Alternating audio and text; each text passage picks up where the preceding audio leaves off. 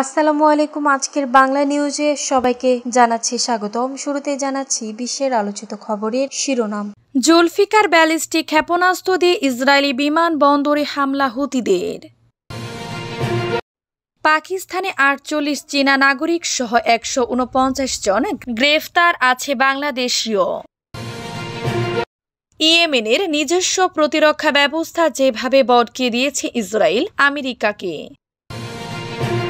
২০ থেকে ৩০ দেশের কাছে পারমাণবিক অস্ত্র চলে যাওয়ার আশঙ্কা আইএর।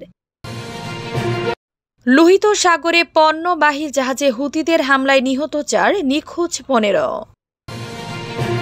গাজায় আধুনিক বন্দি শিবিরে গড়ার পরিকল্পনা ইসরায়েলের। এতক্ষণ শুনছিলেন বিশ্ব আলোচিত খবরের সংবাদ শিরোনাম। এবার বিস্তারিত। আমাদের খবরটি যদি ভালো লেগে থাকে অবশ্যই লাইক, কমেন্ট, শেয়ার করতে ভুলবেন না। জুলফিকার ব্যালিস্টিক ক্ষেপণাস্ত্র দিয়ে ইসরায়েলি বিমানবন্দরে হামলা হুতিদের। ইয়েমেনি হুতি আন্দোলনের সামরিক মুখপাত্র ইয়াহিয়া সারি জানিয়েছেন তাদের যোদ্ধারা ইসরায়েলের তেল আবিবের বেন গুরিয়ন আন্তর্জাতিক বিমানবন্দরে ক্ষেপণাস্ত্র হামলা চালিয়েছে। বৃহস্পতিবার ১০ জুলাই টেলিভিশন চ্যানেল আল মাসিরাহকে তিনি বলেন, ইয়েমেনি ক্ষেপণাস্ত্র বাহিনী জুলফিকার ব্যালিস্টিক ক্ষেপণাস্ত্র ব্যবহার করে অধিকৃত ইয়াফু অঞ্চলের তেল আবিব বেন গুরিয়ন বিমানবন্দরে আক্রমণ করার সময় একটি উন্নত সামরিক অভিযান পরিচালনা করেছে। অভিযানে লক্ষ্য অর্জিত হয়েছে। ইয়াহিয়া সারির মতে হামলার ফলে বেন গুরিয়ন বিমানবন্দরের কার্যক্রম স্থগিত করা হয়েছে। বৃহস্পতিবারের আগেও ইয়েমেন থেকে আরও ২টি ক্ষেপণাস্ত্র হামলা চালানো হয়েছে ইসরায়েলে। ইয়াহিয়া সারি দাবি করেছেন ৩০০টিরও বেশি ইসরায়েলি শহর এবং এলাকায় বিমান হামলার সাইরেন বেজে ওঠে, যার ফলে বাসিন্দারা আশ্রয় নিতে বাধ্য হন। পাকিস্তানে ৪৮ চীনা নাগরিক সহ ১৪৯ জন গ্রেফতার আছে বাংলাদেশীয়। একটি জালিয়াতি সেন্টারে অভিযান চালিয়ে ১৪৯ জনকে গ্রেফতার করেছে পাকিস্তানের পুলিশ। গ্রেফতারকৃতদের মধ্যে ৭১ জন বিদেশি, যাদের মধ্যে ৪৮ চীনা নাগরিকের পাশাপাশি বাংলাদেশীয় আছেন। বৃহস্পতিবার ১০ জুলাই পাকিস্তানের জাতীয় সাইবার ক্রাইম ইনভেস্টিগেশন এজেন্সি এ তথ্য জানিয়েছে, তবে বাংলাদেশি কতজন কিংবা তাদের পরিচয় প্রকাশ করা হয়নি। সংস্থাটি এক বিবৃতিতে বলেছে, অভিযানের সময় একটি বৃহৎ কল সেন্টার উন্মোচিত হয়েছে। তারা পুঁজি ক্রিম এবং বিনিয়োগ সংশ্লিষ্ট জালিয়াতির সঙ্গে জড়িত। বিবৃতিতে বলা হয়, এই প্রতারণামূলক নেটওয়ার্কের মাধ্যমে জনসাধারণকে প্রতারিত করা হচ্ছিল এবং বিপুল পরিমাণ অর্থ অবৈধভাবে সংগ্রহ করা হচ্ছিল। ইয়েমেনের নিজস্ব প্রতিরক্ষা ব্যবস্থা যেভাবে বটকে দিয়েছে ইসরায়েল আমেরিকাকে। সম্প্রতি দখলদার ও যুদ্ধবাজ ইসরায়েলি বাহিনীর বড় ধরনের বিমান হামলার সময় হুতি আনসারুল্লাহ নিয়ন্ত্রিত ইয়েমেনের সশস্ত্র বাহিনী তাদের নিজেদের তৈরি শক্তিশালী বিমান প্রতিরক্ষা ব্যবস্থা প্রকাশ করে, যা ইসরায়েলি যুদ্ধ বিমানকে সম্পূর্ণভাবে হতবাক করে দেয়। ওই হামলার সময় ইয়েমেনের সশস্ত্র বাহিনী অসংখ্য ক্ষেপণাস্ত্র ছুড়ে ইসরায়েলি জঙ্গি বিমানের বিরুদ্ধে রুখে দাঁড়ায়। এর ফলে ইসরায়েলি সামরিক নেতৃত্ব এবং তাদের কৌশল বিভাগরা এক গভীর ধাক্কার মুখে পড়ে। হুতি নিয়ন্ত্রিত ইয়েমেনের সামরিক বাহিনী বারবার ঘোষণা দিয়েছে যে তারা ফিলিস্তিনদের অধিকার ও স্বার্থ রক্ষায় কোনো আপোষ করবে না। একই সঙ্গে দখলদার ইসরায়েল কর্তৃক চালানো গণহত্যা ও অপরাধমূলক কর্মকাণ্ডের বিরুদ্ধে দৃঢ় প্রতিরোধ গড়ে তুলবে। এই অবস্থান থেকে সাম্প্রতিক সময় ইয়েমেনের দফায় দফায় ক্ষেপণাস্ত্র হামলা দখলীকৃত ফিলিস্তিনি ভূখণ্ডে ইসরায়েলদের নিরাপত্তাহীনতার মুখে ঠেলে দিয়েছে।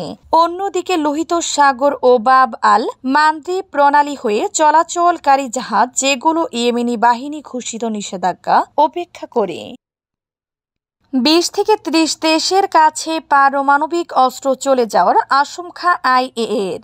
২০ থেকে ৩০টি দেশের কাছে পারমাণবিক অস্ত্র চলে যাওয়ার আশঙ্কা করছেন আন্তর্জাতিক আণবিক শক্তি সংস্থার আইএএ মহাপরিচালক রাফায়েল গ্রোসি। তার মতে, ইউরোপীয় সহ অন্যান্য দেশগুলো পারমাণবিক অস্ত্র অর্জন করলে বিশ্ব জঙ্গলের আইনে ডুবে যাবে। পোল্যান্ডে রেসপোসপোলিটা সংবাদপত্রের সঙ্গে এক সাক্ষাৎকারে তিনি বলেন, যদি ইউরোপীয় দেশগুলো এগিয়ে যায় এবং পারমাণবিক অস্ত্র বিস্তার রোধ করে চুক্তি লঙ্ঘন করে তাহলে আমরা শীঘ্রই এমন একটি পৃথিবীতে নিজেদের খুঁজে পাবো যেখানে 20 থেকে 30টি দেশের কাছে পারমাণবিক অস্ত্র থাকবে। গ্রসি উল্লেখ করেন অনেক এশীয় দেশ এবং উপসাগরীয় দেশের সঙ্গে সমৃদ্ধ পশ্চিম ইউরোপেরও এই ধরনের অস্ত্র তৈরির ক্ষমতা রয়েছে। তিনি ব্যাখ্যা করেন, আমরা জঙ্গলের আইনে ফিরে যাব, প্রতিটি মানুষ কেবল নিজের জন্য। এক্ষেত্রে পারমাণবিক প্রতিরোধ অকার্যকর হয়ে পড়বে এবং এই অস্ত্রগুলো শেষ পর্যন্ত ব্যবহার করা হবে। 2025 সালের মার্চের গোড়ার দিকে ফরাসি প্রেসিডেন্ট ইমানুয়েল ম্যাক্রো বলেছেন, প্যারিস ইউরোপ মহাদেশের সুরক্ষার জন্য ফ্রান্সের পারমাণবিক প্রতিরোধ ক্ষমতার সম্ভাব্য ব্যবহার সম্পর্কে অন্যান্য ইউরোপীয় দেশগুলোর সঙ্গে আলোচনা শুরু করতে প্রস্তুত। লোহিত সাগরে পণ্যবাহী জাহাজে ইহুতির হামলায় নিহত 4, নিখোঁজ 15। লোহিত সাগরে লাইবেরিয়ার পতাকাবাহী একটি পণ্যবাহী জাহাজে হামলার ঘটনা ঘটিয়েছে।